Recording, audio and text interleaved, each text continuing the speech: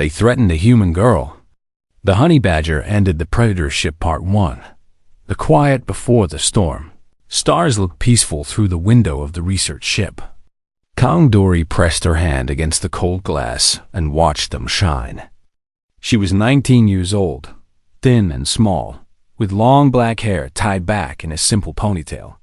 Her eyes were tired from reading engineering books all day, but she could not sleep. The ship was called the Starlight Crane. It carried 43 people through space. Most of them were scientists and their families. They were traveling to a mining colony where Dory's father worked. She had not seen him in 2 years. Her heart beat fast when she thought about hugging him again. The year was 2847. Humans had traveled far from Earth.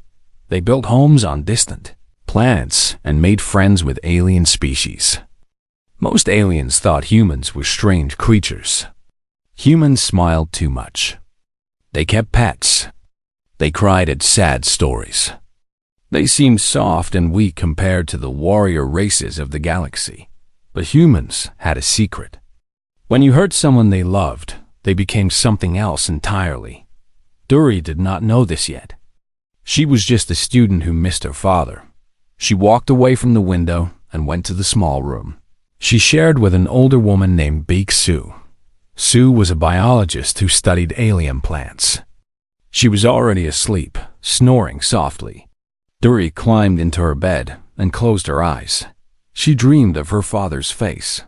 The alarm woke everyone 3 hours later. Red lights flashed in the hallways. A loud voice spoke through the ship's speakers. All passengers stay in your rooms. This is not a drill. We have been stopped by an unknown vessel. Dory sat up in bed. Her heart was pounding. Sue was already at the door, trying to see what was happening outside. What is it? Dory asked. I don't know, Sue said. Her face was pale, but the crew looked scared. Through the small window in their door, Dory could see crew members running past. Some of them carried weapons. This was strange. The Starlight Crane was a peaceful ship.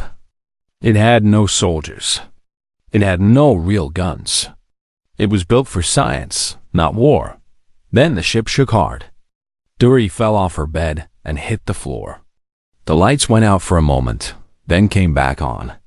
She could hear screaming somewhere far away. They're boarding us, Sue whispered. Someone is boarding the ship. The next hour was the worst of Dory's life. Tall creatures broke through the doors. They walked on 2 legs like humans, but that was where the similarity ended. They had gray skin covered in small scales. Their eyes were yellow with black slits in the middle, like snake eyes. Their mouths were full of sharp teeth. Each one stood over 2 meters tall, and their arms ended in hands with long claws. These were the Varaks. Dory had heard stories about them. Everyone in the galaxy had heard stories. The Varaks were hunters. They did not hunt animals. They hunted people. For them, killing intelligent beings was a sport. They captured ships and took prisoners. Then they made those prisoners run while Varaks warriors chased them. It was a game to them. A terrible, evil game. The Varaks moved through the Starlight Crane without mercy. They pushed everyone into the main hall. Dory counted the passengers. 43 people. Some were crying. Some were holding their children close. One old man was bleeding from a cut on his head. A Varax larger than the others walked to the front of the group. He wore black armor with gold marks on it. His yellow eyes moved slowly over the humans, studying them like a farmer studies animals. I am Commander Threll, he said. His voice was deep and rough. You belong to me now. No one spoke. No one moved. Threll smiled. His teeth were like knives. We need entertainment. One of you will be chosen for the hunt. The rest will watch. His eyes stopped on Dory. She was small. She was young. She looked weak. To Thrall, she was perfect. This one, he said, pointing at her with a clawed finger. Dory felt her legs go weak. Two Varaks grabbed her arms and pulled her away from the group. She heard Sue screaming her name. She heard others crying, but she could not speak. Fear had stolen her voice. They dragged her to a room with cameras. Thrall stood beside her and spoke into a device. To all ships in this sector, to all humans who can hear this, we have your kind. This female will be hunted on my ship for our entertainment. If you want her to live, bring us tribute. Bring us treasure. You have 6 hours. If you do not, we will begin the hunt. And we will make sure you all watch her die. The message ended. Thrall looked down at Dory. No one will come for you, he said. Humans are cowards. They will cry and do nothing. You will die screaming, and your people will learn their place in this galaxy. Dory was shaking. Tears ran down her face. But deep inside her chest, a small voice whispered that Thrall was wrong. She did not know why she felt this. She did not know who would come. But something told her that the Varaks had made a terrible mistake. Far away, in the black emptiness of space, a small ship changed direction. Inside it, a man with gray hair and old scars watched the Varaks broadcast on his screen. He saw Dory's face. He saw her tears. He saw her fear. Park Taiho turned off the screen. His hands were steady. His heart was cold. He walked to the back of his ship and began preparing his weapons. The Varaks wanted a hunt. They were about to learn what it meant to be hunted. They threatened a human girl. The honey badger ended the predator ship. Part 2. The man they should have feared, Park Taiho, was not always a monster. Once, he was just a man with a family. He sat alone in his ship, the silent fury, and looked at an old photograph. The picture showed a woman with kind eyes and a little girl with a bright smile. His wife, Yoon Hana, his daughter, Park Minji. They had been his whole world. They had been his reason to live. 12 years ago, they died. Taihal was a soldier then. He served in the United Earth Defense Force. He protected human colonies from pirates and raiders. He was good at his job. Very good. His commanders called him reliable. His fellow soldiers called him quiet. He never bragged. He never showed off. He just did what needed to be done. But while he was away on a mission, the Varak's raiding ship attacked the station where his family lived. The attack lasted only 2 hours. When Tayo arrived 3 days later, there was nothing left but bodies and ashes. He found his wife in their home. She had been killed trying to protect their daughter. He found Minji in the closet where Hannah had hidden her. The Varaks had found her anyway. Something broke inside Taiho that day. The quiet soldier disappeared. Something colder took his place. He left the military. He sold everything he owned. He bought a small ship and filled it with weapons. Then he began hunting.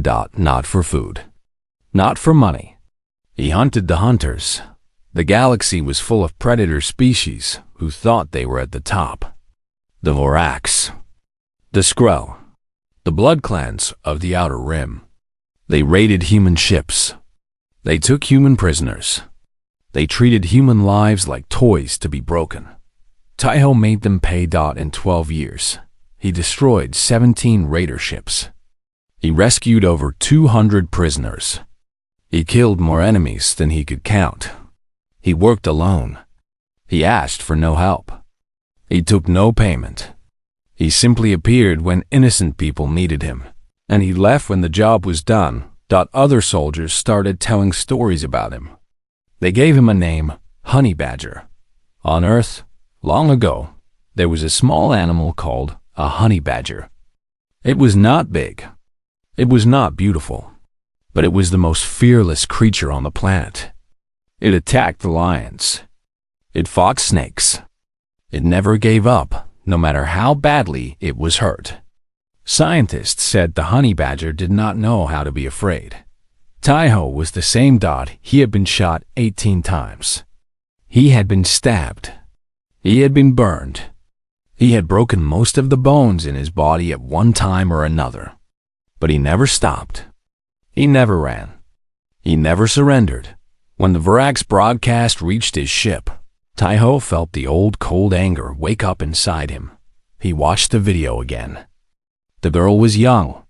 Younger than Minji would have been if she had lived. The girl was crying. She was scared.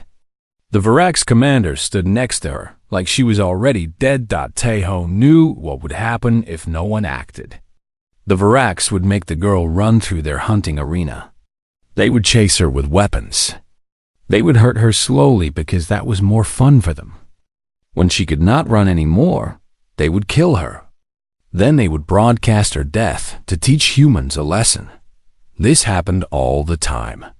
Varax raiding parties took prisoners every month. Most of the time, no one came to help. Human governments sent angry messages. They made threats, but they rarely acted. The Varax were too strong. The risk was too high. Taiho did not care about risk. He opened his weapons locker and began his preparations. He checked his armor first. It was not military standard. He had built it himself from pieces of a dozen different suits. It was ugly but strong. It could stop most energy weapons and some projectiles.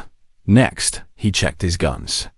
2 plasma pistols, 1 kinetic rifle, a scatter gun for close combat. He loaded each one carefully. He never rushed. Rushing got people killed. Then came his favorite weapon, a kinetic blade.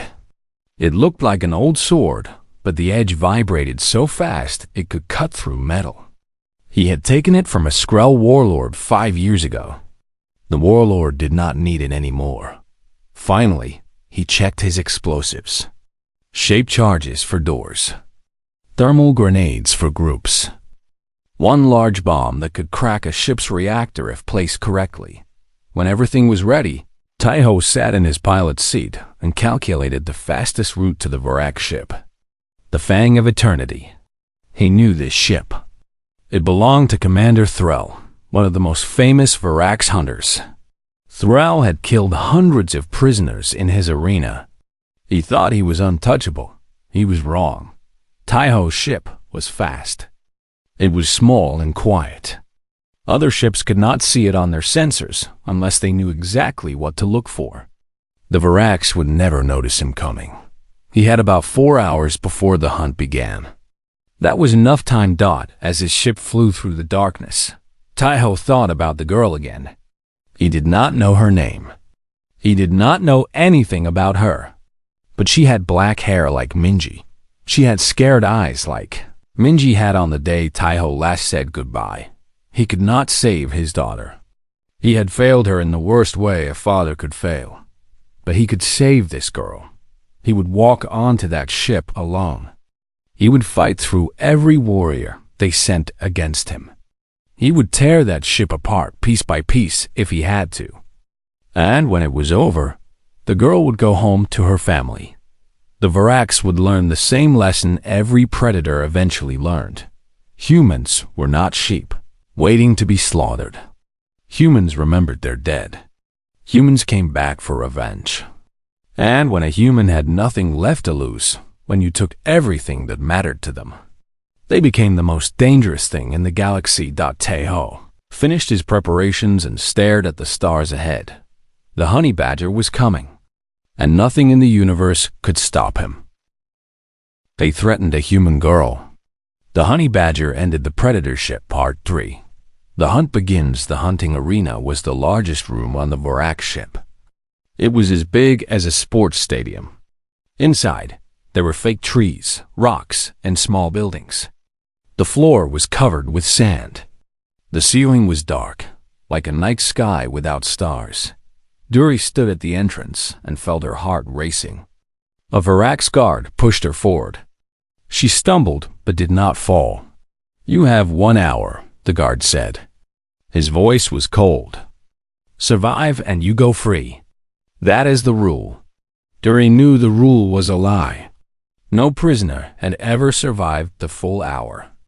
The Varax made sure of that. The guard laughed and closed the door behind her. She heard it lock. For a moment, Dury could not move. Her legs felt like water. Her mind was blank with fear. She wanted to sit down and cry. She wanted to give up, but then she thought of her father. He was waiting for her at the colony. He did not know what was happening. He thought she was safe on the research ship, flying toward him. He was probably smiling right now, counting the days until he could see her again. She could not let him lose her. She could not let the Varax win. Dury took a deep breath. She was an engineering student. She was smart. The Varax expected her to run and scream like their other victims. They expected her to act like prey. She would not give them what they expected. She looked around the arena. The fake trees had wires running through them for lights. The rocks were made of some kind of plastic. The small buildings had doors that could be opened and closed. Everything here was built. Everything here had parts that could be taken apart. Dury ran to the nearest building. Inside, she found a small room with metal walls. Perfect. She pulled a panel off the wall and looked at the wires behind it. Power cables. Control wires. Sensor lines. She understood all of it. She began to work far above the arena. Commander Thrall watched through cameras with his officers. They were eating meat and drinking blood wine. This was entertainment for them. They had done this many times before. The human is hiding, one officer said. Boring. She will run when the hunters enter, Thrall said. They always do. He pressed a button. A door on the other side of the arena opened. 4 Varax hunters walked out. They carried spears and knives. They wore light armor that let them move fast. Their yellow eyes scanned the arena, looking for their prey. Find her, Thrall commanded through the speakers. Make it last. The hunters spread out and began searching. Dury heard them coming. Heavy footsteps on sand. Low growls as they talked to each other. She worked faster. Her fingers were bleeding from pulling at sharp wires, but she did not stop. She connected 2 power cables together. She attached them to a door panel. She set a simple trigger using a piece of cloth. When a hunter opened the door, the power would go through his body. It was not a perfect trap, but it might work.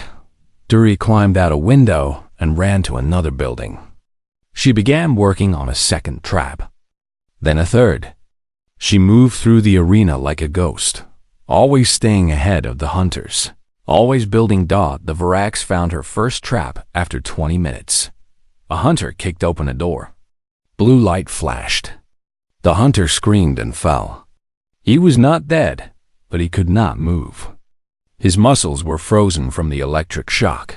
The other hunters stopped. They looked at each other with confusion. This had never happened before. Prey did not fight back. Prey did not think. Thrall stood up from his seat. His eyes were narrow.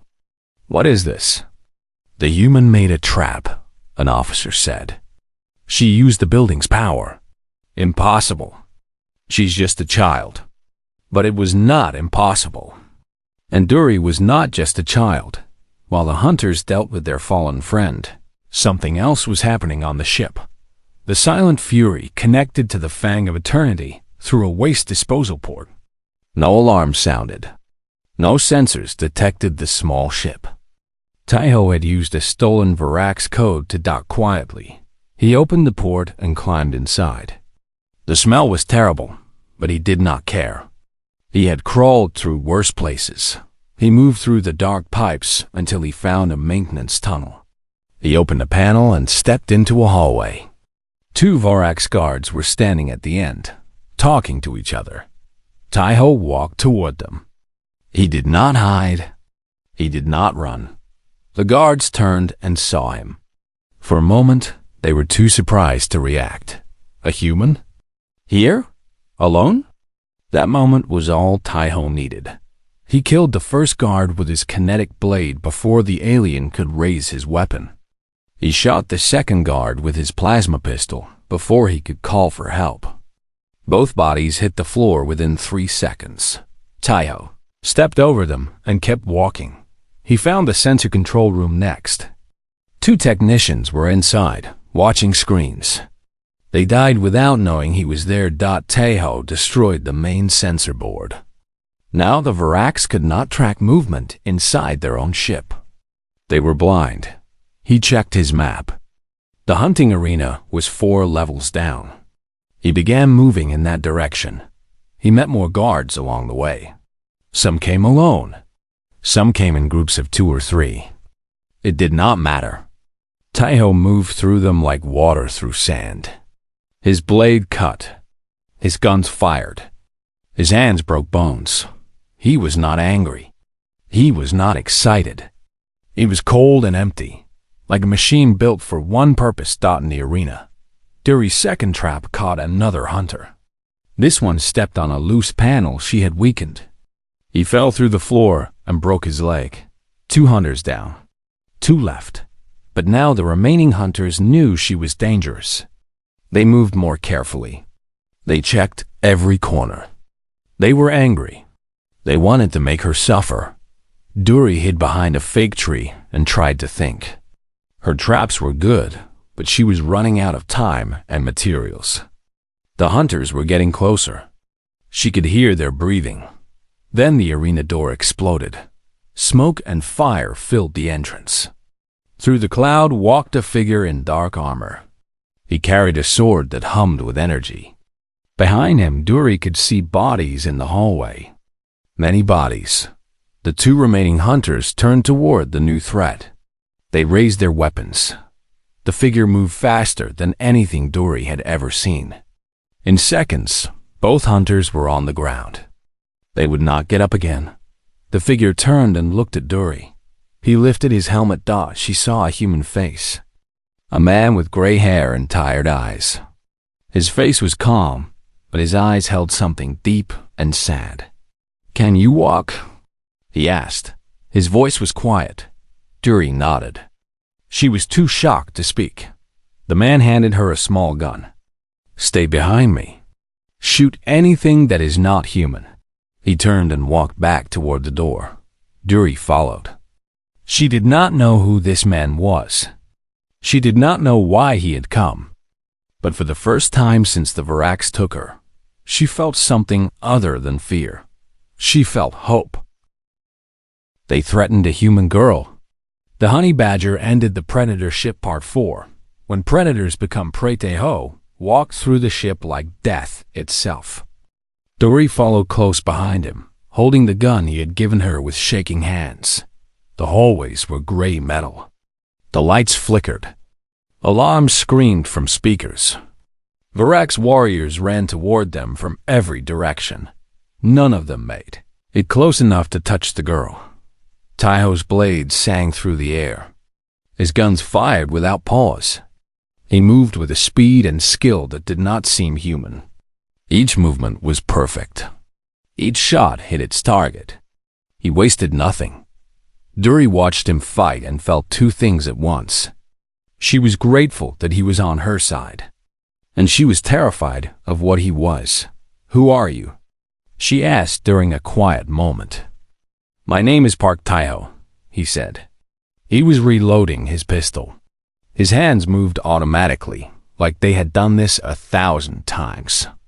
"Some people call me Honey Badger." Duri had heard that name before. Stories told in whispers. A human who hunted the hunters. A ghost who appeared when innocent people were in danger. Some said he was not real. Just a legend made up to give humans hope. But he was real. He was right in front of her.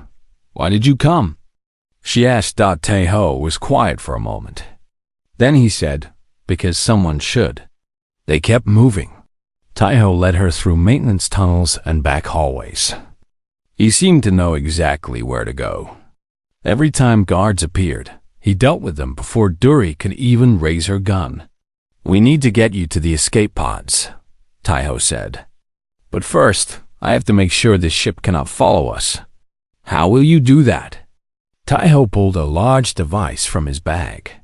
It was metal and covered with blinking lights. Dory recognized it immediately. She was an engineering student, after all. "That is a reactor bomb," she said. "Yes. You are going to destroy the whole ship?" Taiho looked at her. His eyes were calm. "This ship has killed hundreds of innocent people. It will kill hundreds more if I let it go. Can you accept that?" Dory thought about the other prisoners. The scientists. Beak Su. They were still on the research ship, which was docked to this one. If Taiho destroyed the Varak ship, would they be safe? "The prisoners," she said. "The people from my ship. I will release them first. They can escape on your ship before I set the bomb." Dory nodded slowly. She understood now. This man was not just saving her. He was ending a threat to all humans. He was making sure the Fang of Eternity would never hunt again. "Okay," she said. "What do you need me to do?" Taiho almost smiled. "Almost. You are brave. Stay close. We have work to do." They made their way to the detention area where the passengers from the Starlight Crane were being held. Guards stood at the entrance. Taiho killed them quickly and quietly got inside. Dory found Su and the others. They were scared but alive. When Su saw Dory, she started crying. "I thought you were dead," Su said, hugging her tight. "I am okay. This man saved me. But we have to move, now." Taiho explained the plan in simple words. The prisoners would return to their ship. They would fly away as fast as possible. He would stay behind to set the bomb. "You cannot stay here alone," an older man said. "There are too many of them." "I will be fine," Taiho said. "Go. You have 10 minutes." The prisoners moved quickly. They had seen enough death today. They did not want to see more. Dory stayed behind. "You too," Taiho said. "Get on the ship. I want to help." Taiho looked at her for a long moment. "Your father is waiting for you. Go to him." Dory felt tears in her eyes. How did he know about her father? Had he seen her records? Or did he just understand? "Thank you," she said, "for everything. Do not thank me yet. Thank me when you are safe." Dory ran after the others. She did not look back. Taiho watched her go. Then he turned and walked deeper into the ship. Commander Thrall was waiting for him. The Varak's leader stood in a wide hallway near the bridge. Behind him were 12 of his best warriors. They wore heavy armor and carried the finest weapons. Thrall himself held a massive sword, longer than Taiho was tall. "So you are the honey badger," Thrall said. His voice echoed in the metal hallway. "I expected someone bigger." Taiho said nothing. He simply raised his blade. "You killed many of my warriors today," Thrall continued. "You took my prey. You ruined my hunt. For this, I will make your death last for days. I will send pieces of you to every human colony as a message." 12 years ago, Taiho said quietly, "Your kind attacked a station in the Kepler system. They killed a woman named Yoon Hana. They killed a girl named Park Minji. She was 7 years old." Thrall laughed. "We attack many stations. We kill many humans. Do you expect me to remember one?" "No, I do not expect you to remember." Taiho's grip tightened on his blade. "But I remember. I have remembered every day for 12 years. I have dreamed about this moment. About finding one of you. About making you understand." He stepped forward. "Understand what?" Thrall asked. "That you were never the predators. You were just animals who had not met your hunter yet." Thrall roared and charged. His warriors followed. What happened next would become a legend. Taiho moved through the 13 Varaks like wind through grass. His blade cut armor like paper. His body twisted away from attacks that should have killed him. He took wounds. A claw opened his shoulder. A blade cut his leg. Blood covered his armor. He did not stop. One by one, the warriors fell. They could not hit him. They could not catch him. They could not understand how a single human was doing this. Finally, only Thrall remained. The commander was injured. 3 cuts crossed his chest. Green blood dripped from his mouth. But he was still standing. He was still dangerous. What are you? Thrall gasped. Taeho walked toward him. His blade was heavy with blood. His face was empty of everything except cold purpose. I am what you made me, Taeho said. When you kill a human's family, you do not break them. You create something worse. Something that will never stop. Something that will follow you across the galaxy. Something that will find you no matter where you hide. He raised his blade. Remember this in whatever afterlife your kind believes in. Humans do not forget. And we do not forgive. The blade fell. Commander Thrall hit the floor and did not move again. Taeho stood alone in the hallway. His body screamed with pain. His blood mixed with the green blood of his enemies. But he was alive. He still had work to do. He walked toward the reactor room. The bomb was ready. In 15 minutes, the Fang of Eternity would be nothing but fire and metal dust, and the galaxy would learn that hunting humans was not a game. It was a death sentence. They threatened a human girl. The Honey Badger ended the Predator ship Part 5. The message heard across the galaxy. The Starlight.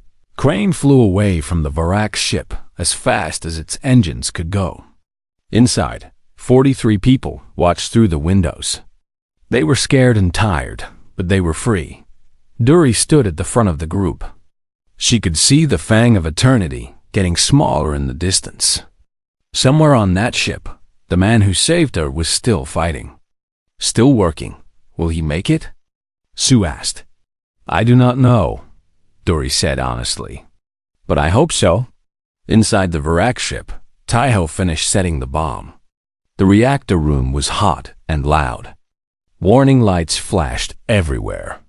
The Varax engineers who usually worked here were either dead or had run away. When they saw him coming, he set the timer for 12 minutes.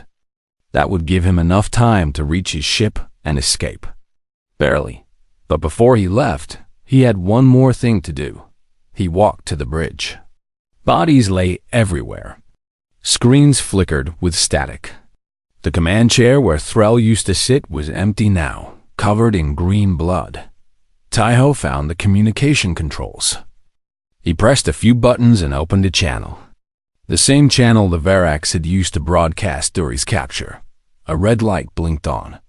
He was broadcasting to every ship and station in this sector of space. Maybe thousands of people were listening. Maybe millions. He spoke. This is the human you call Honey Badger. I am broadcasting from the Varax warship Fang of Eternity. Commander Thrall is dead. His hunters are dead. This ship will be destroyed in 11 minutes. He paused. His voice was calm, steady, like he was discussing the weather. I want every predator species listening to understand something. The Varax, the Skrull, the Blood Clans, all of you who think humans are weak. All of you who hunt our people for sport. He looked at the camera. His face was covered in blood and dust. His eyes were tired but burning with something deeper than anger. We are not prey. We never were. We are the species that invented revenge. We remember every person you take from us. We remember every life you destroy. And we come back for what you owe. His hand moved to the screen, showing the timer. 10 minutes left.